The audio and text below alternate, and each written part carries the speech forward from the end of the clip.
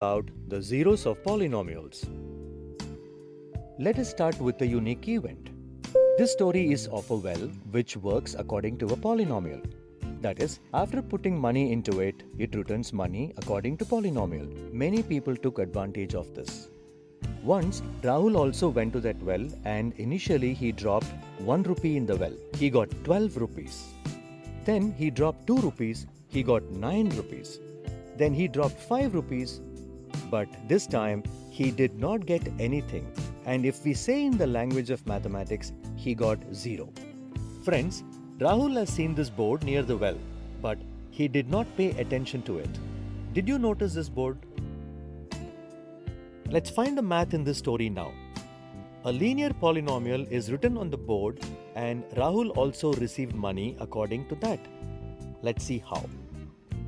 If the polynomial written is p of x equals to 15 minus 3x, when Rahul dropped 1 rupee, according to this polynomial, variable x was replaced by 1 and he got 12 rupees.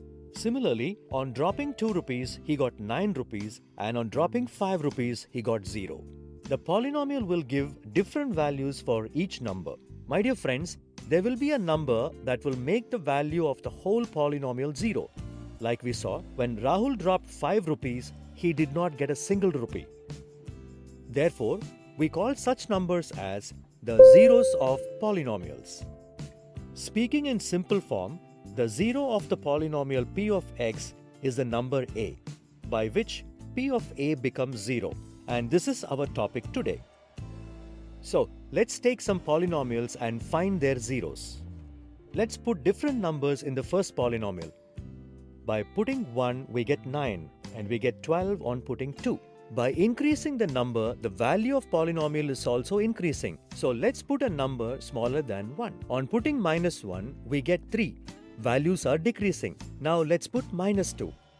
By putting this value, we get 0. That is, minus 2 is a 0 of the polynomial 3x plus 6. We can also write this as p of minus 2 equal to 0. Friends, can you think of another number for x so that the value of this polynomial is 0? Similarly, in the second polynomial, the value of polynomial becomes 0 on substituting x with 0 and 2. That is, this polynomial has two zeros. One is 0 and the other is 2. Can you find any other number besides these two numbers so that the value of this quadratic polynomial is 0? Friends, one thing to note here is the number of zeros of polynomials does not exceed the highest power of the variable of polynomial. But shall we continue to find the zeros by keeping different values in the polynomial? This can take a long time. Therefore, it is also solved. If the polynomial is equated to 0, then we get the 0 of the polynomial directly. So, let's see how. Solving the first polynomial by equating it to 0, we get x is equal to minus 2. Similarly, on solving the second polynomial, we will get x is equal to 0 or x is equal to 2. The 0 of a polynomial can also be 0, but it is not always necessary to be 0. And now, the last few points that you should take care of.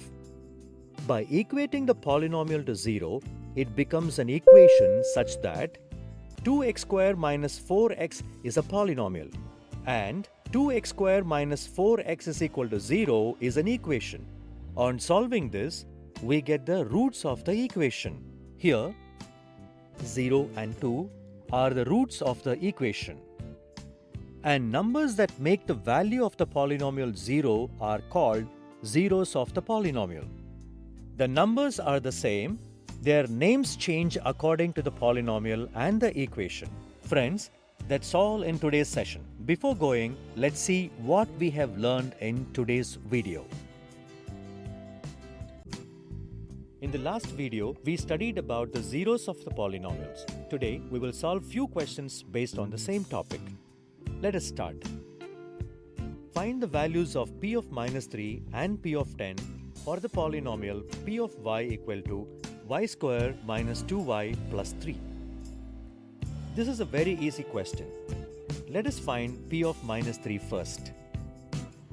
You can also solve this question with me. So, here the value of p of minus 3 will be minus 3 square minus 2 into minus 3 plus 3 equal to 9 plus 6 plus 3, which is 18. Now, let us find p of 10.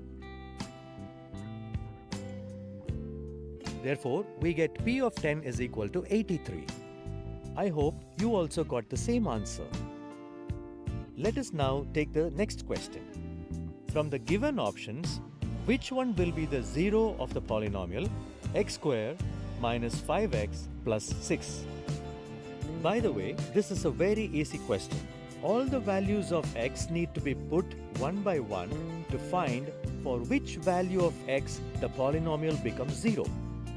But before solving, keep this in mind. Since the highest power of polynomial is 2, this polynomial can have more than one zero. From the first option, x is equal to 2, we get the value of polynomial as 0. So, 2 is the zero of this polynomial. In the same way, the value of polynomial with x is equal to minus 2 is 20. It means that minus 2 is not the zero of this polynomial. And in the last, with x is equal to 3, the value of polynomial is 0. It means 3 is the zero of this polynomial. Let us now go to the next question. Find the zeros of the given polynomials. To find the zeros, we equate the polynomial to 0. So, let's now first find the zeros of the polynomial. The zero of this polynomial is root 2. Now, let us take the next polynomial. P of t is equal to 3t minus 1 into 2t minus 3. Friends, here 3t minus 1 into 2t minus 3 is equal to 0 means that when 3t minus 1 is multiplied with 2t minus 3, it results into 0. And this is possible only when one of the two terms is 0. That means 3t minus 1 is equal to 0 or 2t minus 3 is equal to 0. That is, t is either 1 by 3 or 3 by 2. Now let's go to the next polynomial. P of x is equal to ax minus 3 root a, where a is not equal to 0, which on solving we get 3 by root a. 0 of this polynomial is 3 by root a. That's all in this video. Let's see what we have learned in this video. Today, we will learn some terms related to zeros of polynomials. As we know, the number of zeros of polynomials is determined by the highest power of variable of polynomials. Let's take a question related to this. Find the number of zeros of the given polynomials. You can think about your answer by pausing the video. Let us start with the first option. To make you understand, the simple form of polynomial x cube minus 6x square plus 11x minus 6 is x minus 1 into x minus 2 into x minus 3 given as the factor of linear polynomial. We determine the number of zeros by the highest power of variable. For example, the highest power of variable of this polynomial is 3. So, this can have a minimum of 1, a maximum of 3 zeros. If we equate x minus 1 into x minus 2 into x minus 3 to 0, then we will get x is equal to 1 or x is equal to 2 or x is equal to 3. Therefore, first polynomial has 3 real zeros, 1, 2 and 3.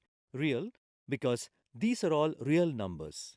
And if we equate polynomial of the second option to 0, then we get x cube minus 8 is equal to 0. That is, x cube is equal to 8. That is, x is equal to 2. This polynomial has only one zero. But friends, you can also say that x is equal to 2 is a root of equation x cube minus 8 is equal to 0, which is being repeated 3 times. And then you can say that the number of zeros of polynomials is equal to the highest power of variable. Both of these statements are correct. Now, let us take the last option, minus 11 by 25. Is it a polynomial? This is a constant polynomial which can be written like this, where the highest power of variable is 0. Now, if the power is 0, then how many zeros will be there? That will also be 0, or we can say a constant polynomial is the only polynomial which does not have a 0. So friends, let us end this video with this. Thank you.